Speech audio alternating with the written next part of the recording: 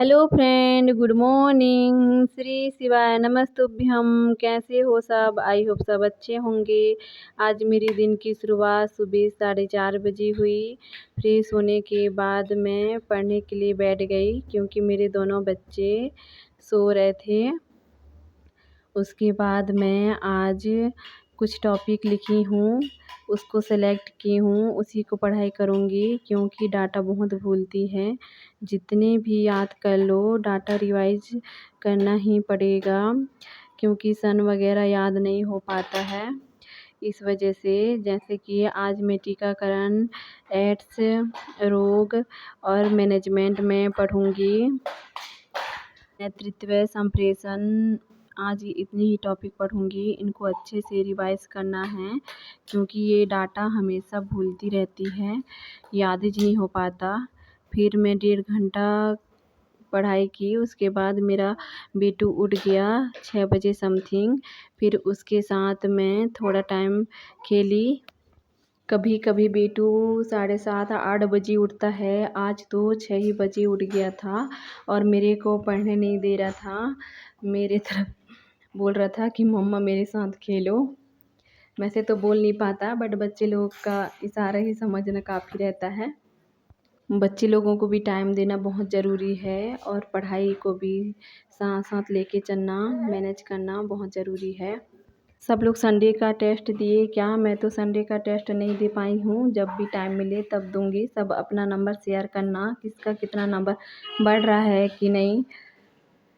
अब जितना हो सके मल्टीपल टाइम हमको रिवाइज ही करना है क्योंकि टाइम बहुत कम है और हमेशा जितना याद करो सब भूल जाते हैं हम सब लोग। इस वजह से मेरे साथ तो अक्सर होता है कि मैं याद करती हूँ, कुछ टाइम तक याद रहता है, उसके बाद मैं भूल जाती हूँ। जैसे पल्स पोलियो प्रतिरक्षण कार्यक्रम शुरू कब हुआ? 1995 में शुरू हुआ और पोलियो फ्री 27 मार्च 2014 को हुआ और लास्ट केस पोलियो का कहाँ देखा गया? पश्चिम बंगाल के हावड़ा में देखा गया और लास्ट केस 13 जनवरी 2011 को पोलियो का देखा गया। उसके बाद पढ़ाई करने के बाद मैं किचन में आ गई थी क्योंकि मेरे को लंच पैक करना था मेरी बेटी का जल्दी से बना के। स्कूल का टाइम हो जाता है, उसका भी 10:30 बजे समथिंग लगता है। उसको स्कूल से छोड़ के आने के बाद फिर मेरे को टाइम मिलता है। जब बेटू सो जाता है तो पढ़ाई कर लेती हूँ मैं। आज जल्दी से उसके लिए पराठा बनाई और फिर सब्जी में मेथी और आलू का सब्जी बनाई मैं। बेटे लोग तो सब उठ गए थे, वो लोग दोनों खेल रहे थे तो मैं यहाँ किचन में आके काम करने लग गई थी।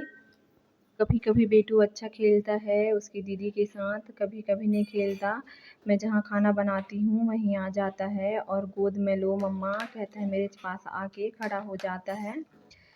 ये दोनों खेल रहे थे। उसके बाद ये तैयार कर रही हूँ, इसको स्कूल छोड़ना है क्योंकि यहाँ से पासेज में है, ज़्यादा दूर नहीं है।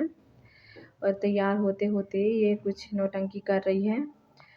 इसको भी ब्लॉग बनाने का बहुत शौक़ है, बड़ी होकर ये भी यूट्यूबर बनेगी। अभी स्कूल जाने के लिए रेडी हो रही हूँ करके बता रही है।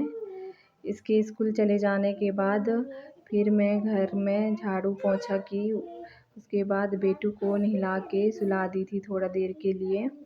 फिर दोपहर में मैं फिर पढ़ने के लिए बैठ गई। सुबह टाइम तो मैं कर ली थी टीकाकरण और फिर रोग और एड्स वगैरह हो गया था।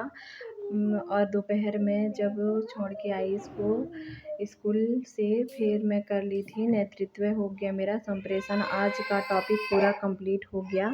जब हम घर का सारा काम कर सकते हैं और बच्चे लोग को संभाल सकते हैं तो पढ़ाई साथ साथ क्यों नहीं कर सकते। इसी मोटिवेशन के साथ पढ़ाई भी हमको करना उतना ही ज़रूरी है जितना ये सब काम करना हमको ज़रूरी है। से टारगेट लेके पढ़ने का अलग ही ज़रिया है क्योंकि टारगेट लेके पढ़ने से फैक्ट बहुत जल्दी याद होता है और हमको ये समझ में आता है कि इतना हमको पढ़ना है और रिवाइज करना है तो ये हमको टारगेट लेके पढ़ना ही चाहिए। अब मेरा तो डेली का रूटीन यही रहेगा, रोज़ टॉपिक सेलेक्ट करूँगी और टारगेट बना के ही पढ़ाई करूँगी। कम कम टारगेट बनाओ बट इतना करो कि वो हो पाए। करने के बाद मैं स्कूल चली गई थी इसको लेने के लिए। वहाँ से आने के बाद फिर पढ़ूँगी। Okay, bye bye friend.